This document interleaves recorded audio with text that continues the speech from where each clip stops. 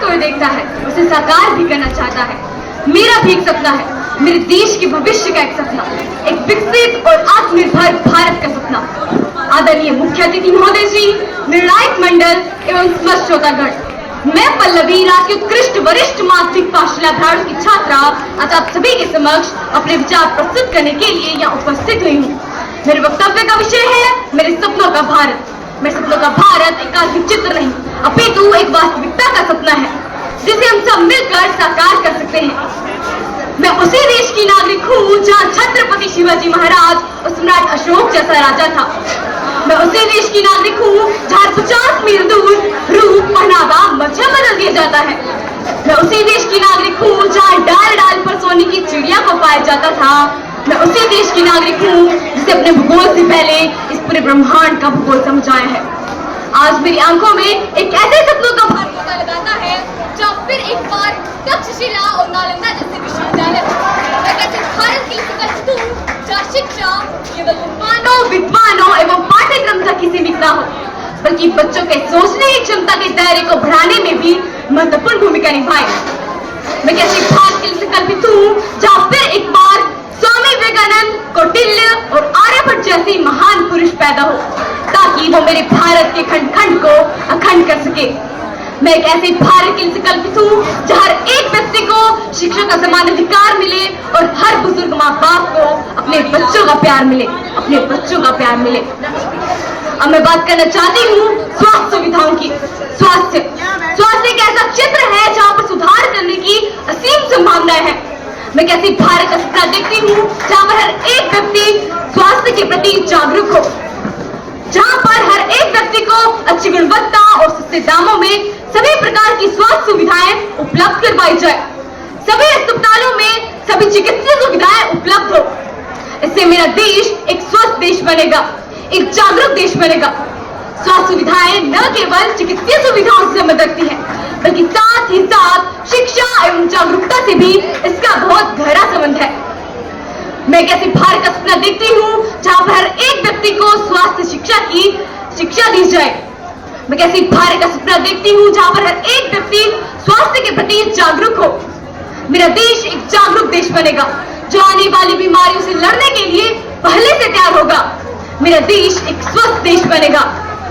स्वस्थ जीवन बेहतर भविष्य, स्वस्थ जीवन बेहतर भविष्य, यही है मेरे सपनों के भारत की दिशा, यही है मेरे सपनों के भारत की दिशा। अब मैं बात करना चाहती हूँ पर्यावरण संरक्षण की। पर्यावरण संरक्षण हमारे देश के लिए बहुत महत्वपूर्ण है। पर्यावरण संरक्षण हमारे देश के भविष्य के लिए भी बहुत महत्वपूर्ण है। मैं कैसी भारत का सपना देखती हूँ जहाँ पर वनों की कटाई में नियंत्रण हो, जल और वायु प्रदूषण कम हो, हरे भरे स्थानों को संरक्षित किया जाए ताकि मेरे आने वाली पीढ़ी को एक हरा भरा भारत सुनिश्चित किया जा सके।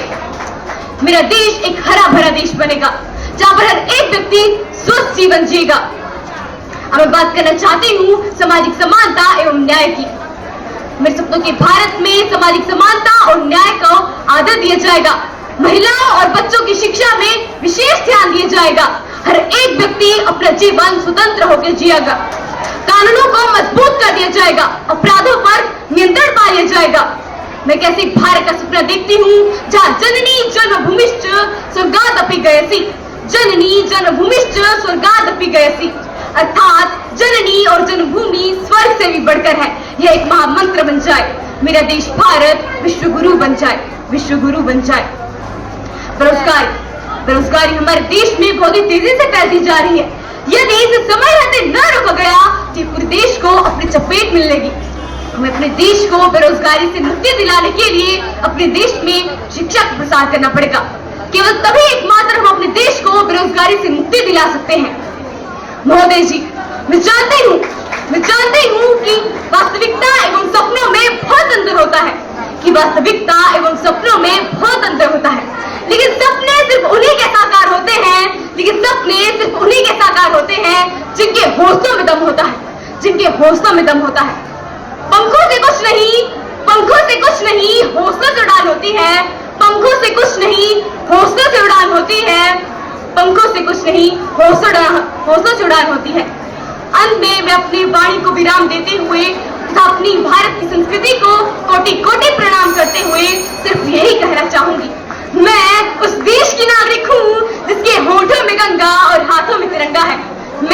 देश की नागरिक हूँ जिसके होठों में गंगा और हाथों में तिरंगा है। वो देश जो कभी सत्यम शिवम सुंदरम, कभी वंदे मातरम और कभी पंजाब सिंध गुजरात मराठा द्रविड़ उत्कल बंगा है। मैं उस देश की नागरिक हूँ जहाँ टुकड़ाए हुए किशोर स्थली बन जाता है और सात समुंदर पार और परदेशियों को भी अपने ब्रदर्स एंड सिस्टर कहकर बुलाता है। यही प्रेम की पूज्य भूमि भारतवर्ष कहलाता है, भारतवर्ष कहलाता है। जय हिंद, जय भारत।